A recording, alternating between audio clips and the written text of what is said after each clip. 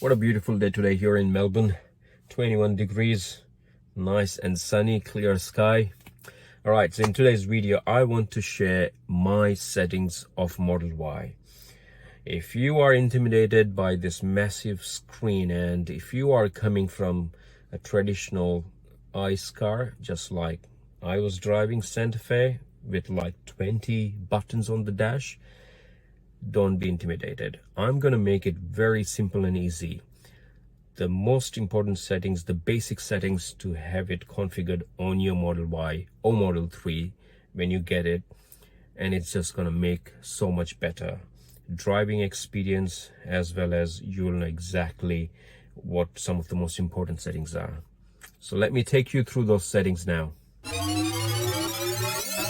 Once you get your new car, what you might want to do first is to set your driving profile, which you can do it from here. Click on the name on the top, click on driver profile setting. Now all the settings, when you first create your driver profile, it will ask you to do the steering settings, mirror settings, seat settings. You configure it once and then it will remember against your driver profile. You do that once, and you also want to make sure that you enable easy entry. Easy entry is basically going to make getting in and out of your car very easy. As you must have seen in many other cars, where the moment you put the car on park, the seat goes back a little bit and the steering moves a bit back. So that's what it means. The good thing is that once you have easy entry enabled, and when you go in park, here you can see the easy entry name, and you can again customize your easy entry, like how far you want the seat to go, how far up you want the steering to go, and few other settings as well. And you don't need to change. The moment you put your foot on the brake, it will change from easy entry to my driver profile, so the mirror, steering all comes together. Once you're done with the profile, then let's quickly have a look at all the menus here. So starting with controls, lights, set it to auto. That has been working perfect for me. I never have to worry about turning on or turning off lights. If you have a child seat, then you want to make sure that you have child lock enabled. Now the good thing about Tesla is that it gives you more customization option. You can either lock both the rear doors or just the left or the right, and also window lock if you want to. Now a lot of people complain, if I want to open the glove box, the only option is by clicking on glove box. Not really. You can do it this way as well, or you can just press and hold the right steering knob and it will bring up the command, open glove box, and it opens. While you're driving, or while your passenger needs to open glove box, if you don't want to go in the menu, just use the voice command. And I'll do a separate video of all the cool voice commands you can use to make your driving even more a good experience. Now wipers, set it to auto. It is perfect. In earlier software version, setting it to auto was kind of a problem for a lot of people. Sometimes it works, sometimes it doesn't work. But after the software upgrades they've done over the years, they have fixed any issues with the wipers, so the auto works perfectly. If you still want to use wipers where it didn't start, then you can just click this knob here, the left one, and it will bring the wipers, as well as it will show you the settings, and then you can just select 1, 2, or 3. Those are the speed settings of the wipers. More onto this in a few minutes. Pedal and steering, I leave it at standard. No big deal for me. Maybe if you're going for a very long drive, then you might want to change it to chill. Acceleration will be a little bit slower. It's still good enough, but it's just going to help you with the energy consumption.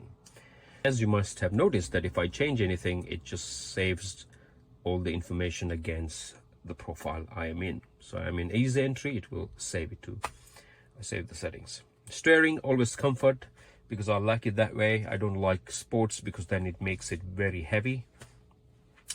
Stopping mode, hold. The reason why I leave it at hold is because you want to make use of the regen. You don't want to creep or roll just like normal cars, because then you're just missing an opportunity of generating the power when you brake and put it back into your batteries. So hold is what you should have. And the other advantage of this is one pedal driving. You don't need to use brake as much, you just use accelerator. You will not use your brake as much, so overall it's a great advantage. Charging, well, this is LFP battery, so I really don't need to, I can charge it to 100%. So if your is a different chemistry, then you might want to put the maximum limit to, let's say, 80% or 90% or whatever. I normally keep it at 100. Nothing else here apart from the fact that you can schedule. If you have cheaper rates during the off-peak, you can set up a schedule, so you can plug the car in the charging, but it won't start charging until that time kicks in. Autopilot, I have left everything on, and I'll go through quickly. These two features, auto steering and full self-driving visualization, is really helpful because it will see a lot more on the road, and it will visualize all of that when you're driving. So it's really cool to see what car is seeing. And auto steer is only going to work if you go in autopilot, if you enable autopilot, which is, I think you should have it. Going down, speed limit. So what I have done is I have set the speed to speed limit. So what that means is when I put on autopilot, the car will read the street sign and it will automatically adjust to that speed. Now, sometimes if it is 80 zone, you might not want to go on 80, you might want to go a bit fast. So you can put an offset here, how fast you want. So I've set 4% faster than the current speed limit. So if it is 80, it will go on 83. If it is 60, it will probably go on 64-ish, whatever the 4% is. And then rest of the things like automatic blind spot collision warning, I've left it on. Display only, speed warning limits. Speed limits I have set to 5 kilometers offset, whatever the speed limit you set. And then I have just enabled everything. Now just keep in mind the car is going to scream at you if you don't do things right, and some people don't like it.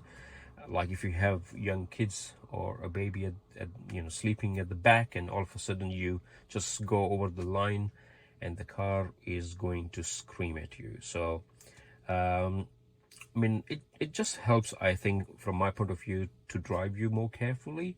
I know the sound is quite loud, but maybe hopefully in future software updates, maybe they can try to make it a bit more quieter. Now, locks. Once you have your phone set, you will be able to see it here, and that will be your primary key. And then you can check that we have a child lock enabled, we have a window lock enabled as well. I like this feature, walk away door lock. So the moment you just take your phone, you don't need to worry about rolling the windows or doing anything. The car will automatically lock the moment you just go a bit far from the car. And I have disabled this. I don't like it, because if you have multiple people in the car, and it will only unlock the driver's side lock. So I have set to unlock all the doors. Unlock on park, that's really handy. Normal traditional car will have a button where the window buttons are to lock and unlock, but here in this car I was a bit confused. I was like, once while I was driving and I was picking up someone, it took me like 2 minutes to unlock the car because I was trying to find it here. But the reality is, the moment you put the car in park, it will unlock. and this is just a notification it will send you if you left the door open or windows open. And then sound confirmation when it locks, so you can leave it on. Lights, leave it auto. As I said earlier, it's the best settings. You never have to worry about the lights again. I have disabled the auto high beam, and that's because it's very annoying. Tesla, as we speak right now, the auto high beam is not the great feature. Sometimes it's too late to realize that there's a car in front, and I've used this at night, and I get a lot of flashes because the car doesn't realize that there's a car in front, and it should disable the high beam. So I've disabled that function altogether. Now, there is one important thing to keep in mind. As of now, if you're driving at night and if you go on autopilot, this function gets enabled automatically, and there is no way to disable it. And a lot of people are really angry because they can't use autopilot at night, because the moment you turn it on, the high beam goes on.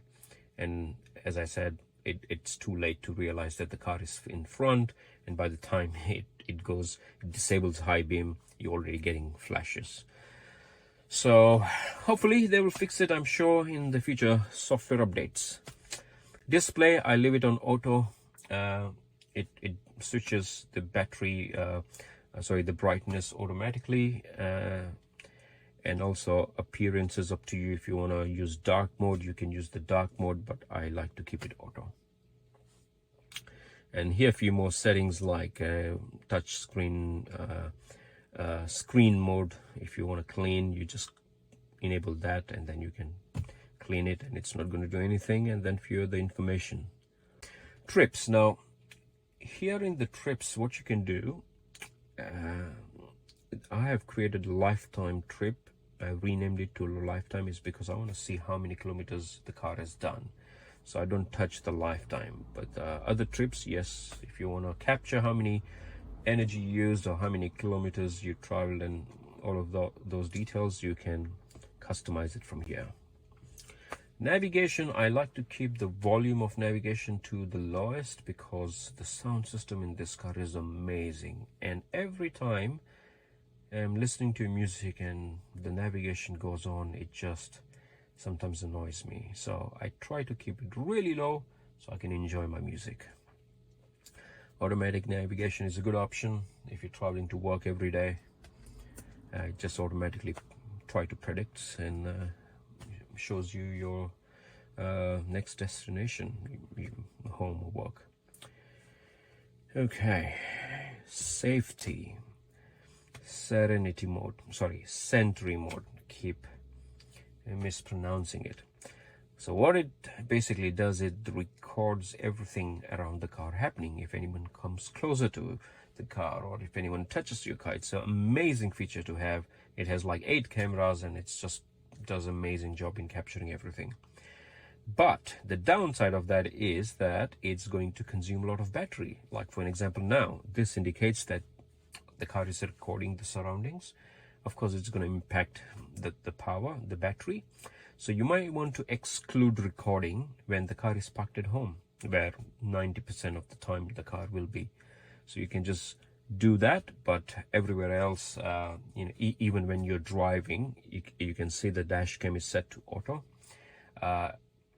It just happened a few days back while I was driving.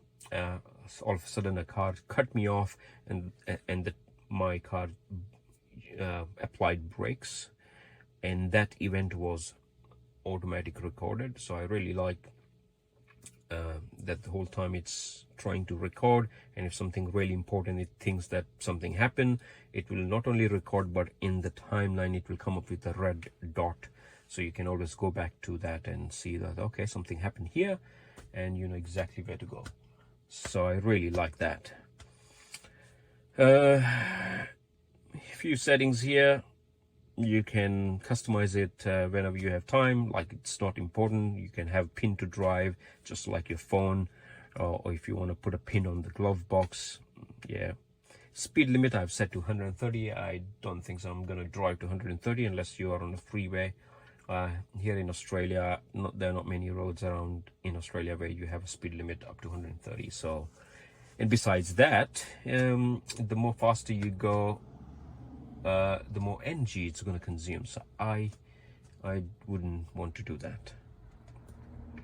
Cabin overheat protection is also something which is going to cost you electricity or the battery. So I have turned it to off, unless you're going to park the car out in about 30-40 degrees, then the car is basically going to turn on the aircon and just make it cooler. No need, at least for now. We're in Melbourne, it's not even summer yet, and I don't even intend to park the car outside. Joe mode, well, as many of you know, Joe mode is basically reduce this alarm and all the chime and all of those alerts to a bit lower volume. But a lot of people on the internet are complaining that the Joe mode is not quite enough. So Elon Musk said that they're going to make the Joe mode even quieter. I really hope that comes soon, because I also don't like the car screams quite loud sometimes, even though according to Joe mode it's a bit low, it's still loud, I think. Service, in some more information on the tire pressure you have here, owner manuals and a few other things. Nothing much. Software update. Once you get your car, you set up your profile, you might also want to come and connect to your home Wi-Fi. Under software, click here and it will show you all your available networks. You just put your password just like you do on your laptop, and you will be connected. Once you're connected, you can come here and see whether your car is up to date with the software. If it is up to date, it will tell you that as of 1st of October it's been up to date. It will tell you the software version as well, 2022 28.2, and if it is not up to date, it will give you an option that the new software is available.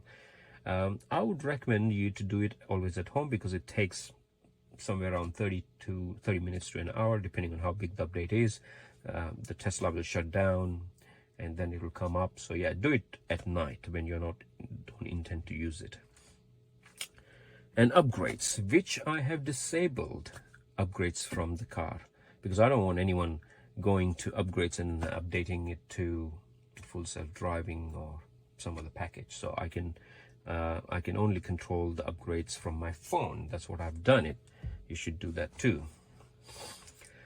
So these are the must-have settings to have, like once you get your new car.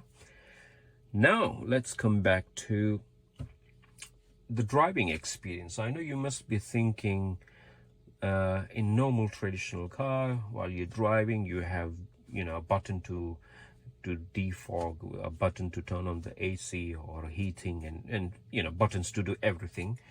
How are you going to do it in Tesla? Because you might be focusing on the road and not figuring out where the buttons are. Well, you can customize your dock here so that it can make your life easy. Now, depending on where you are, I'm in Melbourne, so the weather is, most of the time it's cool. So I have my heated steering, heated seats, and also the defrost option, defogging option right on my dock. Maybe if you are somewhere in Gold Coast or Brisbane, you might want to customize it to however you like. Unfortunately, Tesla doesn't have ventilated or cooling seats, but you can have other things. You can have, I think, wiper if you want to. You can, I think, go here and you just, it says hold the icons to customize. So we can just hold, and that means now we can customize. So let's say I want wipers instead of the defogging. I can just drag it here and maybe remove that, and now I have wipers at the touch of my button. Mostly I use the front, so I keep the front here and I'll remove the wipers. And similar to that, you can have your phone Here you can have your messaging, you can have anything you want. Basically, this is your custom dock. I think you can have 4 or 5 different icons, whatever you're going to use the most. And as you use your car, you will realize, okay, I use phone more than the heated steering wheel, so you can customize it. In my case, when the summer comes, obviously I'm not going to use the heated steering as much, so I'm going to change heated steering to something else. Climate control is another important thing, which I think we all use it in our car, like while driving, or you know, your passenger might need it. So the best way to turn on and turn off is just tap it if you want to turn it on, and whatever the previous setting was, it will just turn on that. You can see goes up and down, the air goes left and right. Fan speed you can adjust. Now if you want to turn it off, you don't have to go all the way in the menu and turn it off here. You can just press and hold for like 2 seconds and it will be off. Right now the passenger seat is empty, so it doesn't have any information on the passenger side, but yes, once the passenger is there, it will come up with the menu on the left and they can control their own temperature. The other important thing here in the climate control is you can click on the rear and the rear vent as well, so you can not only control the heated seat at the seats at the rear, but you can rear fan on, and you can even turn off the rear fan if you want to. By the way, the car is smart, so it recognizes that there's nobody at the back, so it's not going to turn on the rear. And if you notice, it's not even turning on the passenger side fan, because it knows that there is no one on the passenger side. So this was one of the software feature that was released later, when I think just to save more battery, because before it will just turn on the aircon everywhere in the car, but now because it's just focusing on the driver, it's saving more energy by not turning on the other one by default. So that's really cool. Other options are pretty standard here. You can customize it. You have a dog mode. If you have a dog and you want to go shopping, you can leave the dog in the car and it will have a good nice temperature, so that people will know that the car is on. It will display a message as well. If you are driving and if you want to see the camera, the rear camera, because sometimes, you know, especially when you're driving for the first few days, you might find it difficult because the rear visibility is very bad. So you can just click this button and you will have the nice HD view of the rear. So I really like it. Sometimes it's really handy. You can customize the radio. I think you should do that when you get the car. It has really cool user interface for the radio, nice and simple. All the channels available here. You can click on search, and I don't know how I can get the entire list of the radio. Okay, that's the customization of the sounds, but you can see all the channels here. Oops. So these are my favorite channels. So you can search for a radio, let's say Kiss,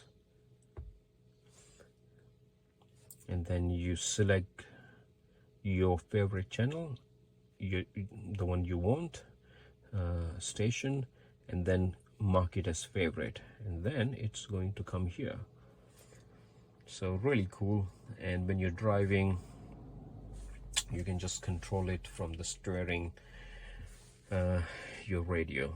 So yes, these are the most important.